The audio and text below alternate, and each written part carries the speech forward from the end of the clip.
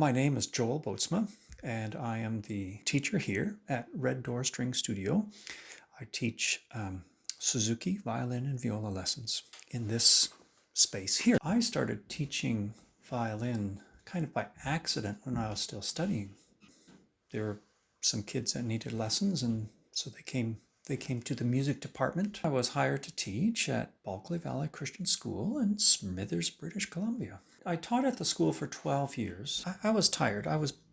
It was wearing me out. I had done it. This was my first job. I was ready to try something new. And some of my musician friends said, well, you should teach privately and you'll be turning people away before you know it.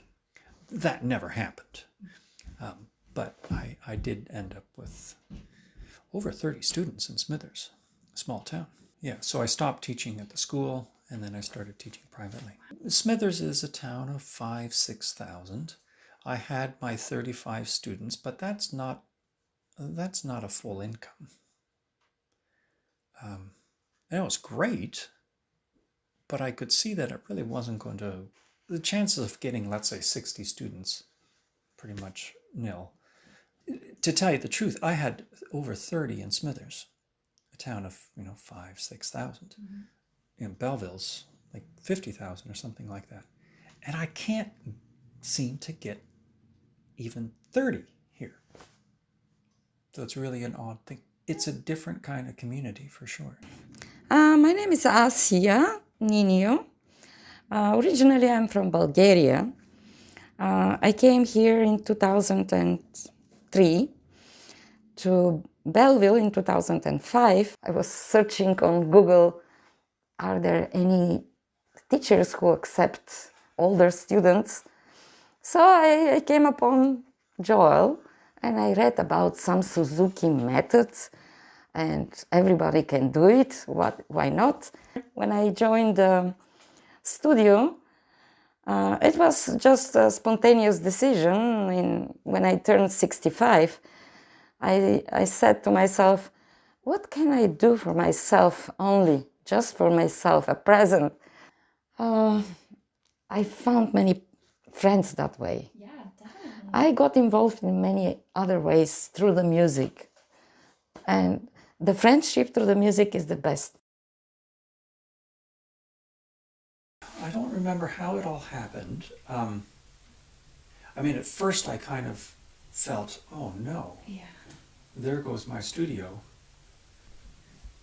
But somehow, somewhere along the line, in conversation with one of the dads of one of my students, we started talking about the Zoom possibility. He and I, we tested it out. Okay. He Zoomed me, and then we chatted for a while, and we said, whoa, isn't that cool?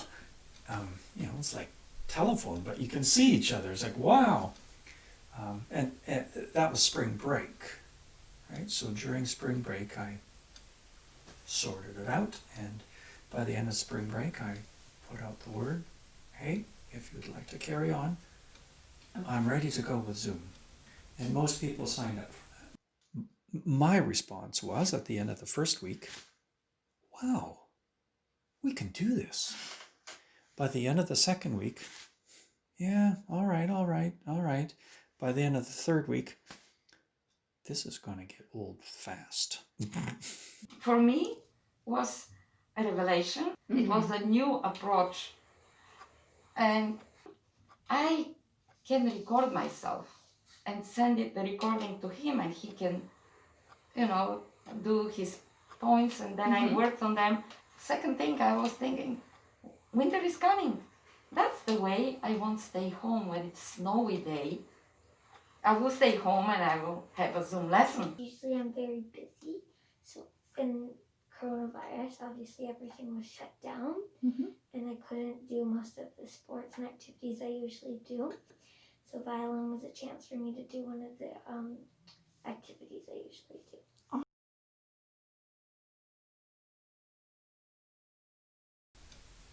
Usually in June, you're ready for a break. But with Zoom, I was really ready for a break that time. I felt it, that it was different. So it was totally different. What? Like there's a lag Some there's hardly any leg. Some, it depends on, I guess, the people's setup. I have a student who is sick today, who lives just over there. If I stand on my roof, I can see her house. And there's all kinds of leg. And so she'd play her piece, she'd be finished. You could see that she was finished, but the sound was still carrying on. So she was standing there waiting patiently for me to comment, but I was still listening. We couldn't play duets as a result, right? So I could never play a duet with them over Zoom because there would be that lag. And so there's never any harmony as a result.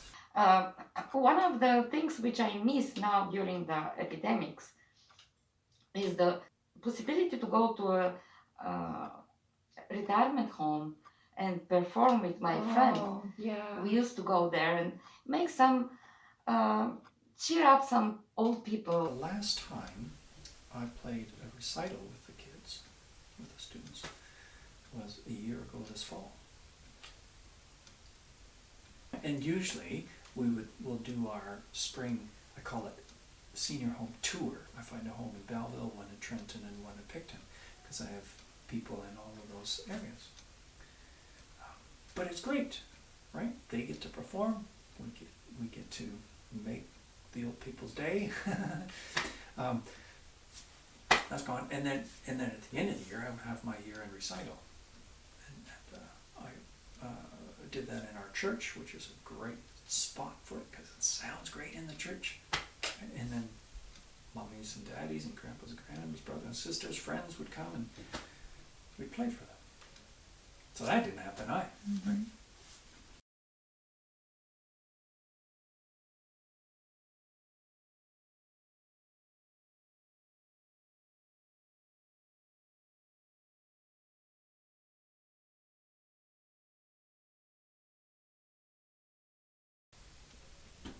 I think there are moments where it kind of hits you. There's a lot that's missing.